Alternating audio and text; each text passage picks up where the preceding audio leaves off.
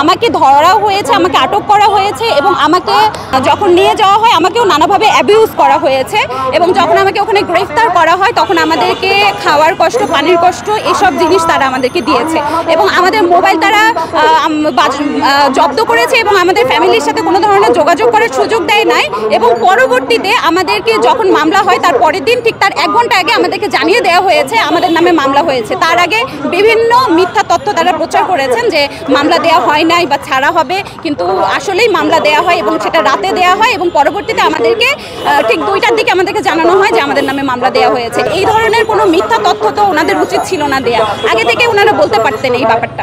Police জনগণের বন্ধু হিসাবে তাদের জনগণের প্রতি সদয় আচরণ করা উচিত এবং আরও নমনীয় হওয়া উচিত এবং আমাদের আন্দোলনের সারথি হওয়া উচিত এবং আমাদেরকে প্রধানমন্ত্রীর কাছে গিয়ে আমাদের দাবি দাওয়া পেশ করতে দেওয়া উচিত। আমরা 24 ঘন্টা থানায় আটকানো ছিলাম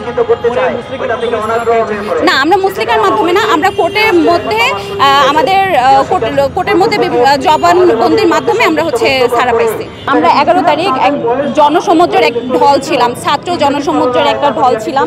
আমরা সবাই রাজু ভাস্কর্যে মিলিত হই এবং আমরা আমাদের দাবি দেওয়া প্রধানমন্ত্রীর কাছে পেশ করার জন্য আমরা যাই। আমরা একটা মিছিল নিয়ে আমরা রওনা করি, ঠিক সেই জায়গায় শাহবাগ থানার সামনে আমাদেরকে পথ অবরুদ্ধ করা হয় এবং আমার এটা বোধগম্য নয় এই গণতান্ত্রিক রাষ্ট্রে যেখানে আমরা গণতন্ত্র প্র্যাকটিস করি, প্রধানমন্ত্রীও বাক স্বাধীনতার ক্ষেত্রে যথেষ্ট তৎপর এবং সোচ্চার, সেই জায়গায় আমরা আমাদের কথা, আমাদের বাক স্বাধীনতা কেন পাচ্ছি না, কেন আমরা আমাদের দাবি প্রধানমন্ত্রীর কাছে পৌঁছায় নিতে পারছি না। আমরা আপনারা জানেন যে দীর্ঘ 12 বছর ধরে আমরা এই আন্দোলনটা করে আসছি, তারপরেও কি প্রধানমন্ত্রীর কাছে আমরা পৌঁছাতে পারবো না? আর কত টাইম লাগবে যে টাইমে আমরা প্রধানমন্ত্রীর কাছে আমাদের এই দাবি দাওয়াগুলো পৌঁছাইতে পারবো?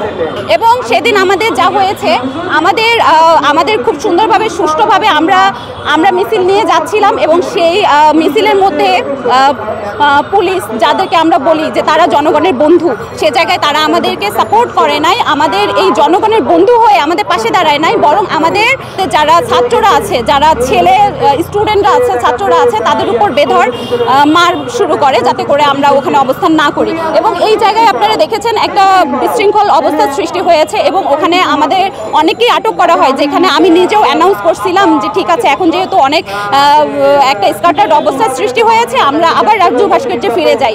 আপনারা দেখেছেন তো সেই জায়গায় আমাকেও আটক করা হয় এবং আমাকেও পুলিশ সদস্য নানাভাবে অ্যাবিউজ করে।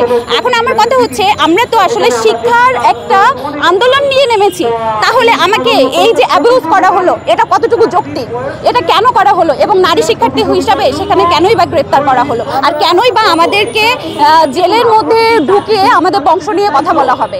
আমাদেরকে পিটিয়েছে, আমাদেরকে গ্রেফতার করেছে, আমাদেরকে মামলা দিয়েছে, আমাদের সাথে অনেক অন্যায় করা হয়েছে। আমরা ছাত্র সমাজ, আমরা এসেছি একটা যৌক্তিক দাবি নিয়ে। আপনারা দেখেন 162টা দেশে যেখানে 30-এর কোনো শৃঙ্খল নাই, যেখানে তাদের দেশে 35 সময়সীমা এবং বিভিন্ন দেশে দেখবেন যে কোনো শৃঙ্খলই নাই, সেখানে যে যার মতো নিজস্ব পেশা যে কোনো বয়সে যেতে পারে।